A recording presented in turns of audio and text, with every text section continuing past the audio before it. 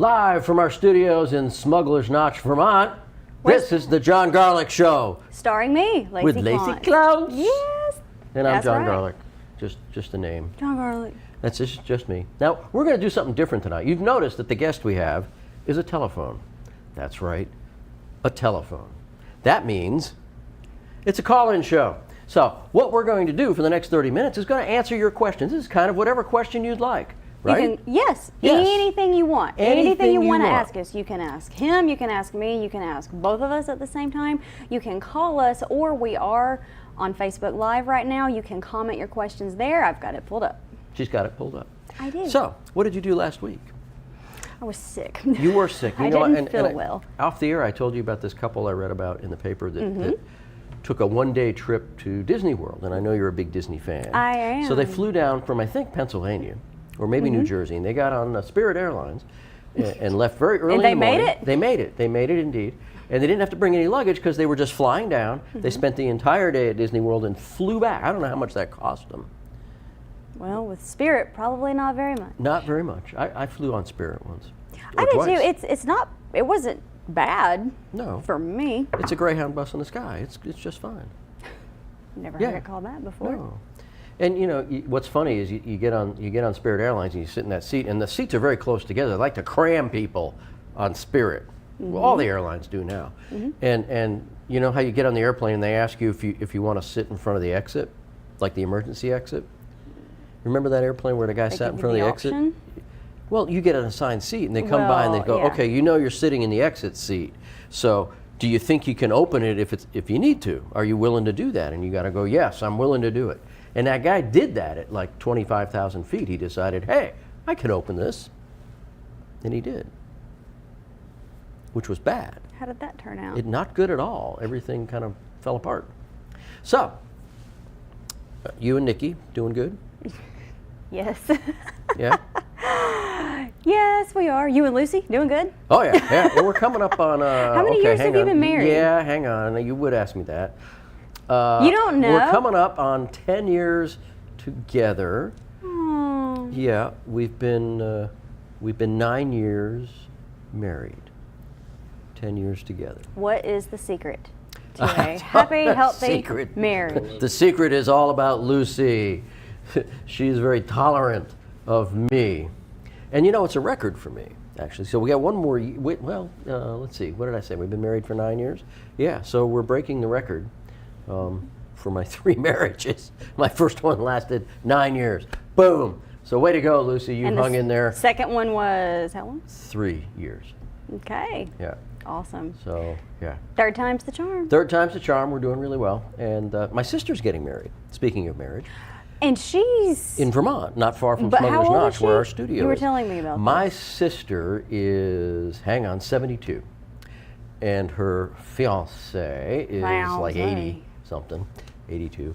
They've been living together for 30 years. 30 years they've been living together. It's about time you put a ring on it. And I'm telling you, you know, and it's nice. They got a house. They live in a nice place. And they live in Vermont, so they have lots of animals running around. And she had a cat. You ever had a cat? My sister's a cat person. Okay. Have you ever had a cat? Not inside. Not inside. Now, I'm a cat person too. I have cats and dogs. My sister is very much a cat person, to the extent that they had a neighbor who had a barn cat. And this poor cat stayed outside all the time, but the cat would come over to my sister's house, and my sister would bring him inside, and he'd sit while she read the paper and just kind of hang out, and the neighbor got offended by that. The neighbor was like, why are you taking my cat in your house? And she's like, well, the poor thing wants to come in. And so this rocked along, and she settled her neighbor down. But unfortunately, the coyote problem in Vermont took the cat out. Aw. Yeah. R.I.P. That was kind of sad. That is sad. Did you just say R.I.P.? Yes. Hey, it looks like we have a question. We have a question. Here on comes. Facebook. What's the question? Let's see. Is that the question? I think this is a marriage question for Uh-oh. you. So coming from Lucy, this could be bad. No. How do you handle arguments? Let's see, they said they've known their significant other for over 20 plus years, but, it went away. Now, I'll But tell been you. together for... Oh, that's pretty good. Any tips are appreciated. So, all right, how do you handle arguments? Well, I'll tell you, when my sister first got married, her Fight first back. husband, no, fight back. I'm kidding. Her first husband was a Vermonter. And on their wedding night, after the wedding, he comes in the bedroom and he drops his trousers and he throws them at her and he says, "Honey, put them on." And she goes, "Well, these won't fit." And he goes, "Remember that. Who wears the pants in the family?" That's And that's how you handle arguments? No, that's not how you handle arguments. So here's How? the lifelong lesson that you read everywhere is don't go to bed angry with each other. But No, don't. There's no but there. If you go to bed However- angry, okay, go ahead. what if it's really, really late at night, it's 2 a.m., you're both exhausted, you're talking out of your head, and there's just no solving it at this point because you're both so delirious. So then maybe you should just go to sleep, and then the next morning you have a clearer head and you're like, wow, that was a Well, really that's stupid true. argument. Yes. Sorry. But the point is that you can say, look, we're not going to resolve this tonight. Let's go to bed, and let's not go to bed angry. The bottom line is you can argue. You can be mad at each other. Doesn't mean you don't love each other. You can love somebody and be angry with them. It's perfectly okay. We are all human beings. We are all imperfect, and we have arguments. Now, I'll tell you, one of the things that creates most of the arguments in a marriage, other than money, which is a big thing, but a lot of the times it's a problem-solving thing. And you see, men, we're problem solvers. To You a are? fault. To a fault. No, hang on, hear me out. To a fault. We conquer, we problem solve, we're half-brained. We have one side of our brain, we're just problem solving. So when we come home and we see the person we love is upset, this is a problem we want to solve. So we immediately go into problem solving mode. And we come home and we go, well, hey, honey, you look like you're really upset. What's going on? And you'll go on about why you're all upset. And, Nikki will go, well, don't be upset about that. Why are we involved in this? Well, because I'm talking to you. So Nikki says, okay, you had a bad day. You tell him how miserable you are and how you couldn't get tickets to Disney World. And he says something like, don't be upset about that. And how does that make you feel when they say that? Well, if anybody discredits someone else's feelings, that's just Right. That's So you're a going to no-no. get we're talking about a relationship here, Yeah. so it's even worse. So you Right. go, don't be upset about that. So now you just, boom, that's bad. And as if the woman's going to say, oh, gee, thank you so much. I'm so glad you gave me permission to not be upset, right? Or if he doesn't do that, he might problem solve. Oh, well, next time try this, that, or the other, which again elicits what response? What? Sorry, I'm trying to read these questions also. Care to, Can't multitask. you know what I mean? Usually it gets them upset because they don't Yeah. want to hear. What they want is to vent. That's correct. Right. Vent. No, they don't need to write. They just Because need to we vent. talk way too much. No, we need to vent. So what you should do, guys, is when you come home and you see that your significant other has had a bad day, you say, oh, honey, it looks like you had a bad day. Tell me what's going on. And they tell you, and your response should be, oh, my God, that's terrible. You have every right to be upset about that. Now, if that little voice in your head says, oh, my God, she wants me to solve this problem, simply say, you have every right to be upset about that. Do you want a suggestion, or are you just venting? And 99.9%. Do you want comfort or do you want solutions? Yes, 99.99% of the time she's going to say, I just need to vent. And you say, absolutely, you have every right to be upset about that. Tell me more. And you let them talk and let them talk. Yes. That will solve a lot of your conflicts. Now, the other problem is communications, right? Right. You and Nikki communicate pretty well? We do. He's actually a very good communicator for a guy. He lives like, what, 800 miles away? No! Feels like it. Oh, so he's distant, is he? Just a little. He's a little distant? It's not long distance, it's medium distance. Is he distant emotionally? No. Are you sure? I'm sure. How do you know if he's that far away? Because that's what, okay, I hate long distance. Don't do it unless you find an angel, because I have. But so far. Oh, Nikki. He's an angel so far. So far, how long do you give him before he's not an angel? Of course, he lives far away. It's easy to be an angel if you live 800 Well, miles away. one thing, it's It's not 800. Anyway, one thing about long/medium distance relationships is you're forced to communicate. I mean, Okay, Yeah. fair, yeah. Well, and communication has to run a little deeper, right? And so now the benefit of that, and you hit on it really, is in a long distance relationship, you agree to talk to each other, right? right. I'm going to call you Saturday night, right? Okay. So you make an appointment, basically, making a date to communicate. When you're married to someone or living with someone, oftentimes we try to communicate in passing, and that doesn't necessarily work. You know, here you are, you want to mention something to your significant other, and now is the time for you to say that, but they're not ready for it.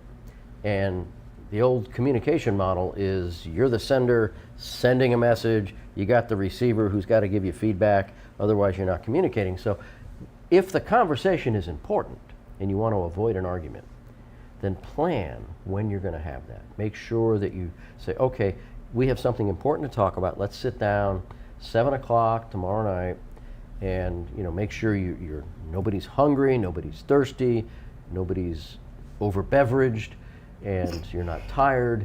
You got all your faculties about you, and you can sit down and have a planned conversation. Over beveraged. That's a funny word. That's a funny word, yeah.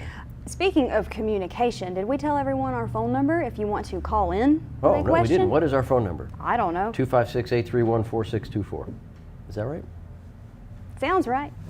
I think that's right. That's what it is. Call it, and if you don't get us, sorry. I think it's the same number as Shop 24. What does that mean? V for victory? Oh, we got 2 minutes before our break. Wow, that's gone by fast. Oh, we have time for another quick question. Okay, another quick question. Let's go there. How do you get over the fear of getting remarried after a failed marriage? Or in John's case, 2 failed marriages. That's correct. How do you get over the fear of getting remarried? It takes time. And what you want to do is and this is what I tell my clients when they're coming off of a broken relationship. I'm saying, take a year, 12 months. Do not date. Summer and winter yourself. Huh? Summer and winter yourself. That's correct.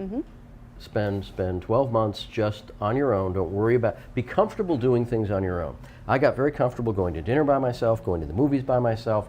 Once you're comfortable in your own skin, after 12 months, now you can date. And while you're spending those 12 months, figure out what you're looking for. What are you looking for?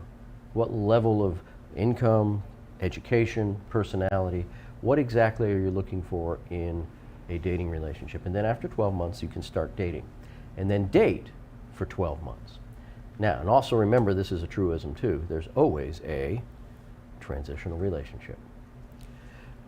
And we're going to talk more about transitional relationships after we get back from our break. We'll be right back. I want to live.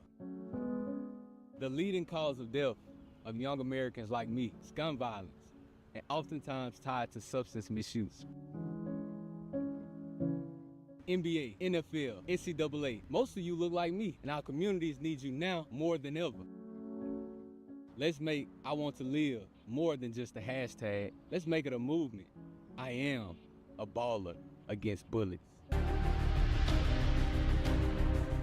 I'm Omari Hardwick, and I'm a baller against bullets. I am a baller against bullets. I'm a baller against bullets. This is Chad Slade from BMF, and I'm a baller against bullets. My daughter, Anaya Blanchard, was a baller against bullets.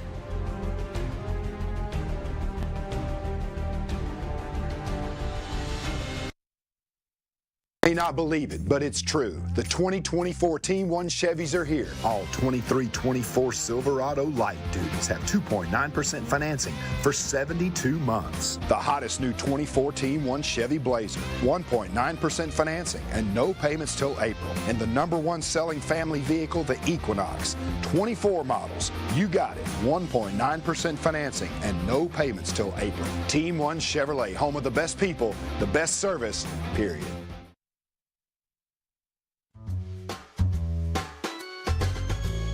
Looking for the best deals in town? Tune in to Shop 24, your ultimate destination for exclusive discounts and savings. From local restaurants to grocery stores and everything in between, we've got unbeatable deals waiting just for you. But remember, these deals are hot and limited, so grab your phone fast and be the first to dial in. Don't miss out on the savings. Tune in to Shop 24 and shop smart today. Jazz hands.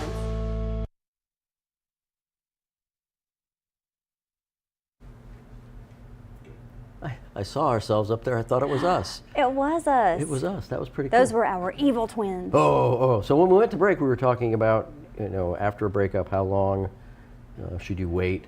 And, 12 months, get comfortable doing things on your own, and then... So many people don't know how to. Well, you've got to... You love talking about codependence, don't you? You've talked to me about codependence many times.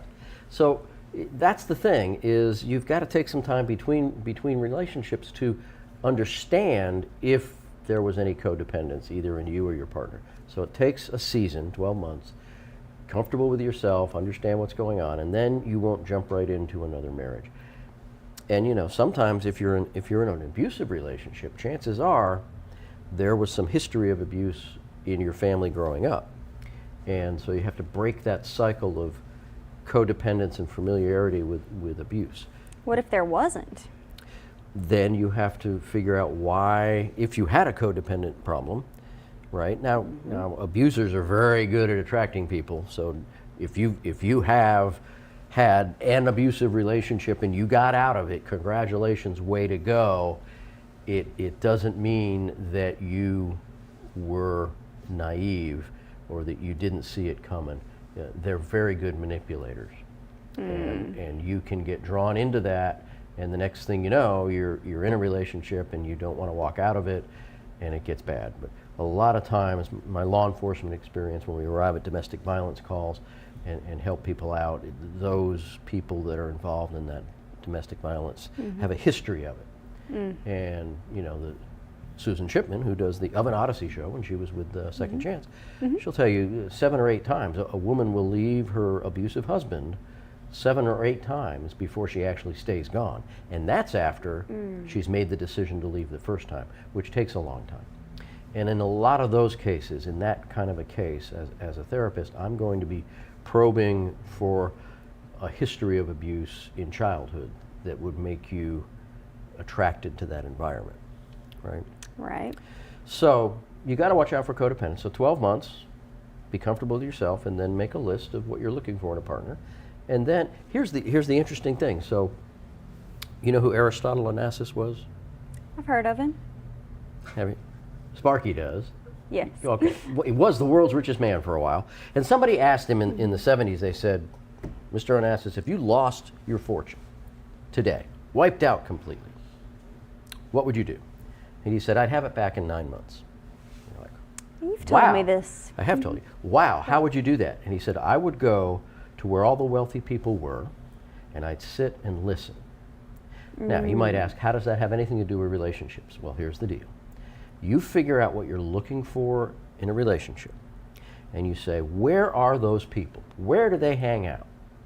And you go there, and you hang out, and you listen, and you pay attention, right? Right. Make sense? Makes sense to me. Makes sense. So that's what you do. Got another question? I think so. Let's think so. see. Let's see. Look Is at you, it- looking at the computer? You look so businesslike at the computer. I am a businesswoman. Not really. I'm not that fancy. You were the game show host at the Emperor's Formerly known as the Rome Braves. Rome Braves. Now they're the Rome Emperor Penguins. Not to be confused with the Kennesaw Owls. Oh, this one's good. Is Okay. it normal to not get married ever? Not necessarily divorced and, Just but to never just get married? never get married because of your fear of divorce.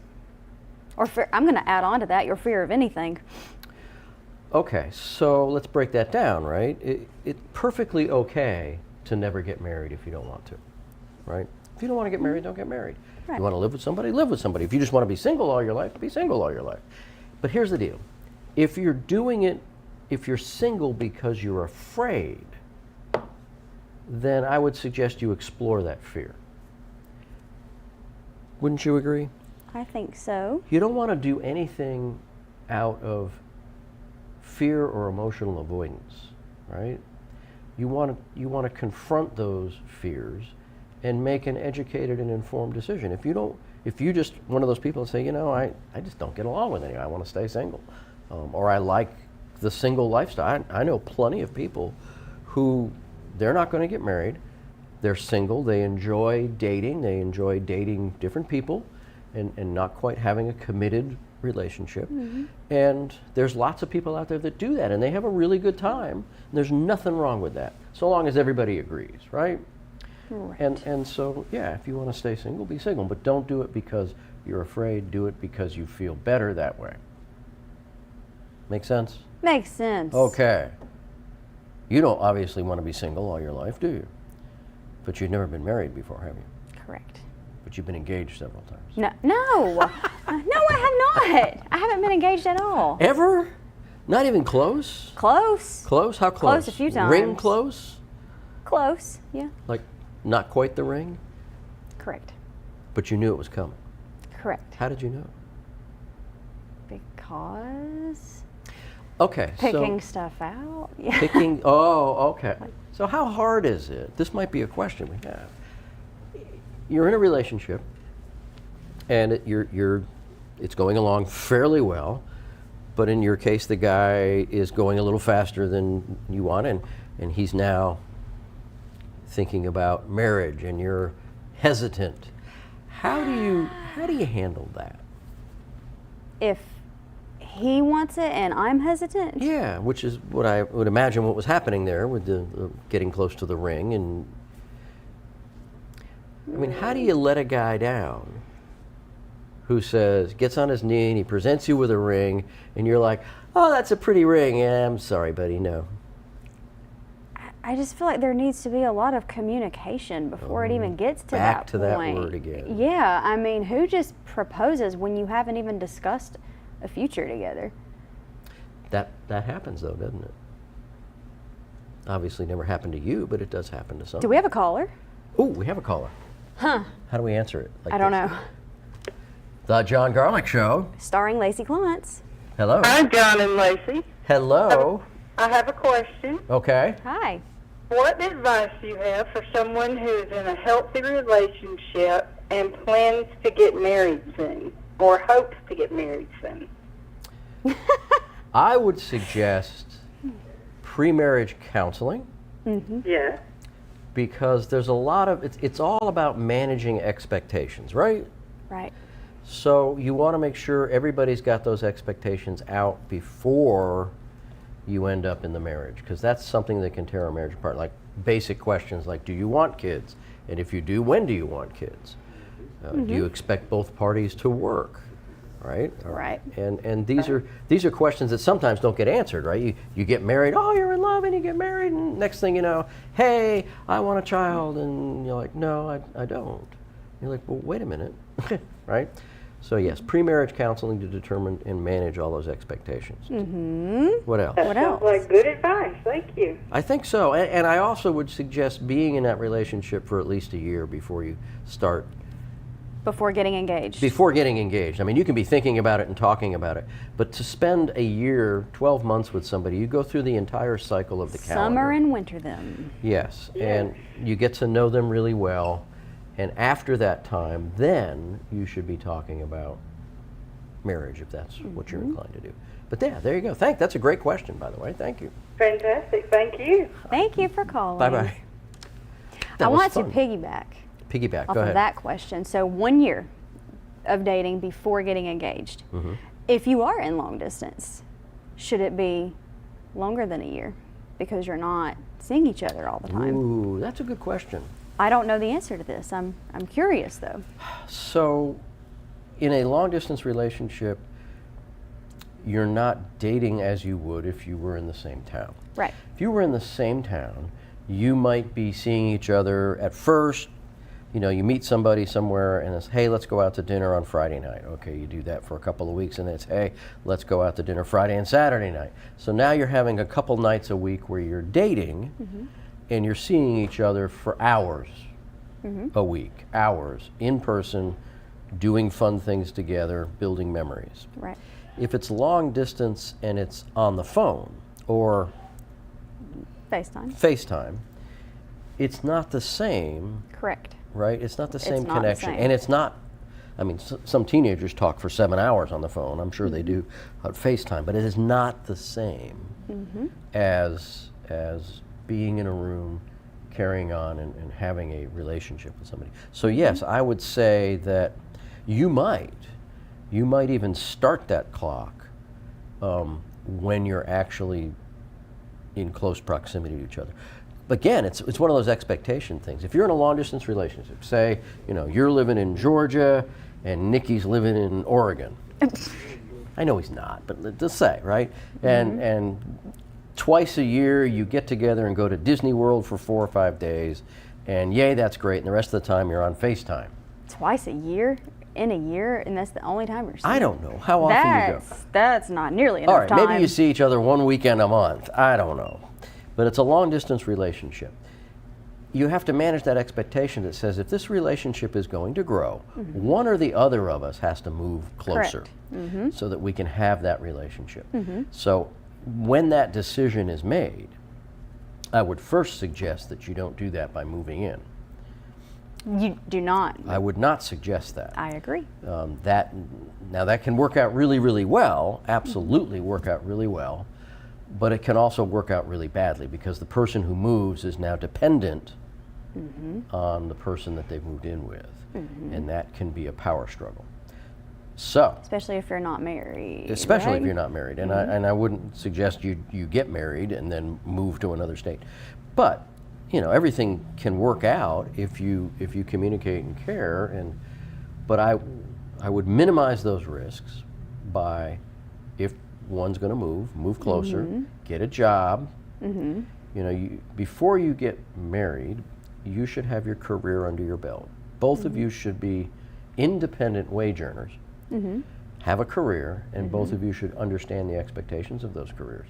So if you move to Oregon, then get a job, get an apartment, get a house, whatever, and then date, and be willing to say, oh my God, this isn't working, and walk away if you can. So you think that when it's medium, long distance, they should move to you, but don't get married yet? I would suggest you not, unless, Interesting. And everybody's don't different. Move in together, but I don't would get not- married either. Well, yes, you wouldn't get married and not move in together, would you? No, I'm saying, you know what I'm saying. I do know what you're saying. I would suggest you minimize the risk because there's a dependence there if you move in with somebody. Now, everybody's different. That is the most conservative approach to it. Everybody's different. You got to search your heart, search each other, and sometimes you just have to leap and see where it goes. And it's okay. And if it doesn't work, the bottom line is if it works, yay.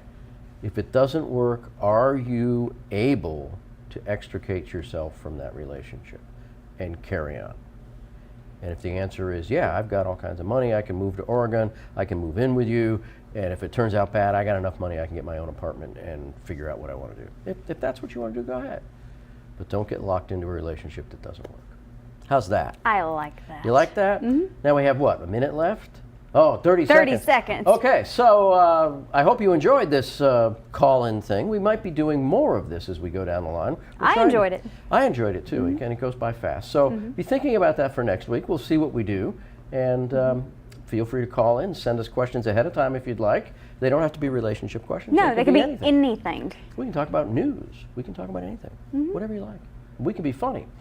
We will can see be you funny. again next Wednesday at 6:30 on The Jon Garlick Show. Have a great night.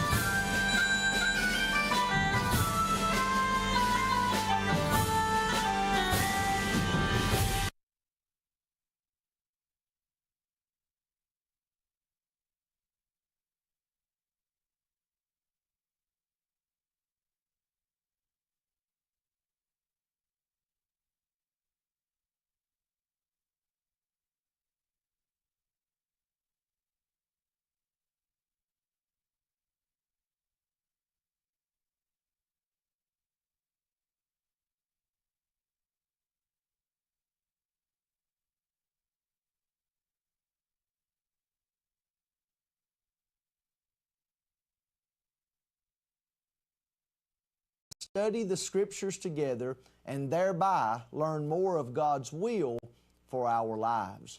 Now, as we begin, it can be said certainly that the Bible is a book about God. In the opening verse of the Bible, we read, "In the beginning, God created the heavens and the earth." This book is about God. It was given to mankind by God, and it reveals God's will for our lives, what God would have us to do and how God would have us to live. Now, that being said, as we turn to the Bible together today, I've entitled our study, "The Transcendent Nature of God." The transcendent nature of God. Now, perhaps at first hearing, that sounds somewhat complex. But what we're going to strive to do is to make it as simple as I can, and it needs to be simple as I study it and as I present it. But we're going to look to the Scriptures, this book which is about God, and we're going to consider God Himself. God as our Creator,